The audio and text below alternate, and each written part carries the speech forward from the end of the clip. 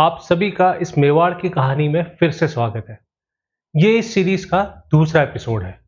इस एपिसोड में मैं सुनाने जा रहा हूँ महाराणा कुंभा की कहानी।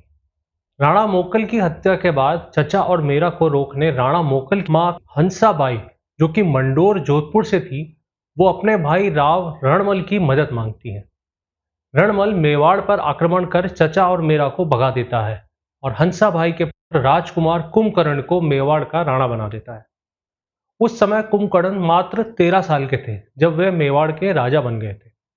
लेकिन इन परिस्थितियों का फायदा अब राव रणमल उठा रहे थे और मेवाड़ को इनडायरेक्टली कब्जे में बनाए हुए थे। कुंभकर्ण कुछ सालों में समझ जाते हैं, वो रणमल को मरवा देते हैं। कुंभा के पिता राणा मोकल की मृत्यु के पीछे एक और इंसान का हाथ था, जिसका नाम था महपा पंवर। महपा भाग के मालवा के सुल्तान के पास शरण ले लेता है। मालवा का सुल्तान महमूद खलजी कुंभा को महपा देने से मना कर देता है।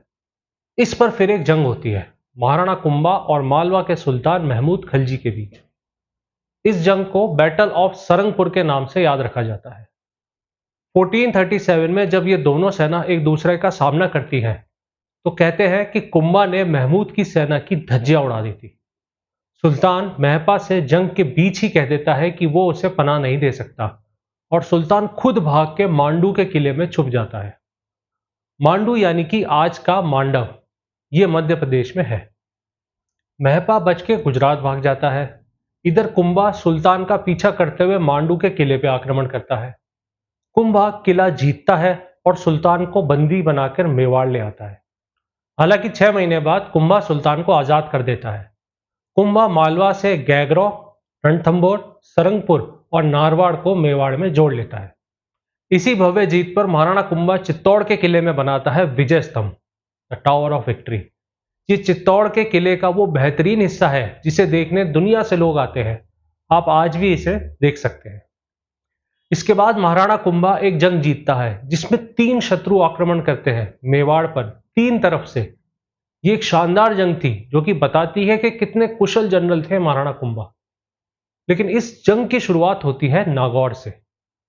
नागौर उस समय एक सल्तनत था जिसका सुल्तान था फिरोज खान। 1455 में फिरोज खान की मृत्यु होने के बाद उसके 2 बेटों में जंग होती है गद्दी को लेकर।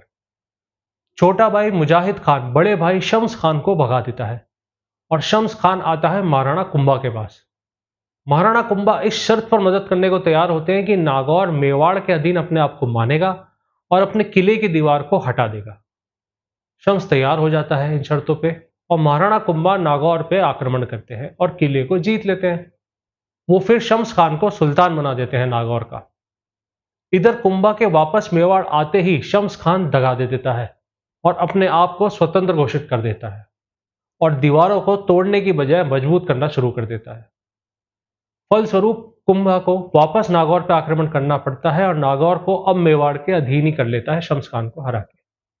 इधर शम्स खान अपनी जान बचा के गुजरात के सुल्तान की शरण में भाग जाता है और कुंभा पर आक्रमण करने के लिए कहता है।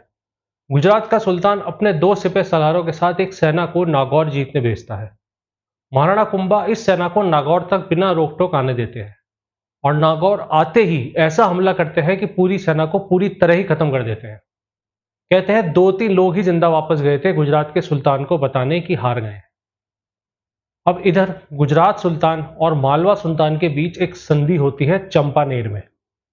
इस संधि में यह योजना बनती है कि दोनों सेना एक साथ आक्रमण करेंगी मेवाड़ पर, क्योंकि इन दोनों को महाराणा कुंभा ने बुरी तरह हराया है।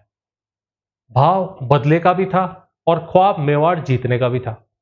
योजना यह थी कि आबू रोड की तरफ से गुजरात के सुल्तान की सेना लड़ेगी, मालवा की तरफ से मालवा के सुल्तान की सेना लड़ेगी और मेवाड़ का आधा आधा हिस्सा दोनों सुल्तान आपस में बांट लेंगे।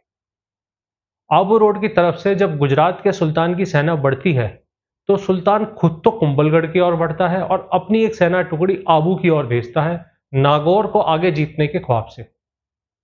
इधर मालवा सेना अजमेर की ओर से बढ़ती है। ऐसे 3 सेना एक साथ आक्रमण करती है मेवाड़ पर। महाराणा कुंभा सबसे पहले तो आबू की तरफ बढ़ती हुई सेना को हराते हैं, फिर गुजरात के सुल्तान को कुंभलगढ़ में घुसने से पहले ही हरा देते हैं। इधर मालवा सेना को जब यह पता चलता है कि महाराणा कुंभा की जीत हो चुकी है और वो मेवाड़ की सेना को लेकर अब अजमेर की तरफ आ रहे हैं, तो ये सेना अजमेर छोड़कर वापस मालवा भाग जाती है। इस तरह महाराणा कुंभा 3 तरफ से आए इस आक्रमण को हराने में सफल हो जाते हैं। अब बात करते हैं महाराणा कुंभा के व्यक्तित्व की।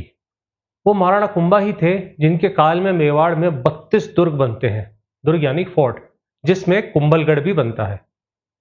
इन्होंने कई मंदिर भी बनाए थे, जिसमें रणकपुर के जैन मंदिर सुप्रसिद्ध है। अगर आप आज तक इन्हें देखने नहीं गए हैं तो जरूर जाइएगा, जरूर देखिएगा। दोनों रणकपुर मंदिर और कुंभलगढ़ दुर्ग देखने लायक है।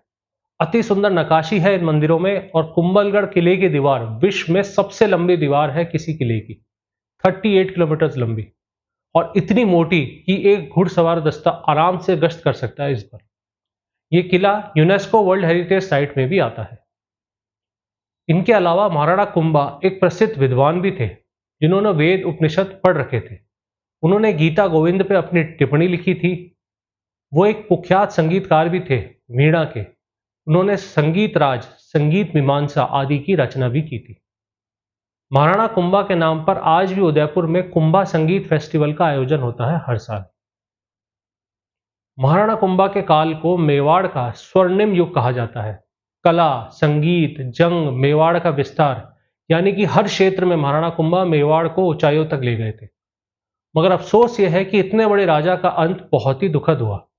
उन्हीं के बेटे उदा ने उन्हें कुंभलगढ़ दुर्ग के अंदर मामादेव कुंड के पास मारा था।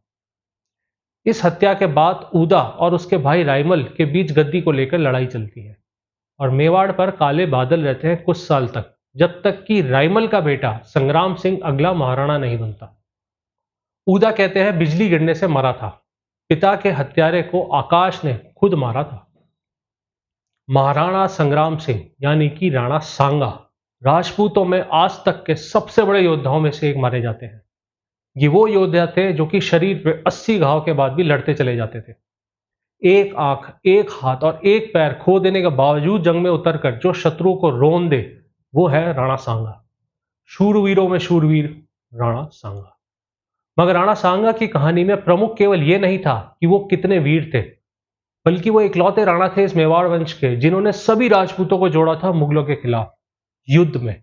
ये कारनामा भारतीय इतिहास में पृथ्वीराज चौहान के बाद पहली बार हुआ था कि सभी राजपूत मिलके एक भारी ताकत के खिलाफ लड़ते हैं। इसी बात के साथ इस एपिसोड को मैं यहीं विराम देता हूं। आप सभी को मुझे ध्यान से सुनने का बहुत बहुत धन्यवाद। अगले एपिसोड में फिर मिलते हैं इसी वंश के अगले सितारे महाराणा सांगा की कहानी के साथ। जय हिंद, जय भारत।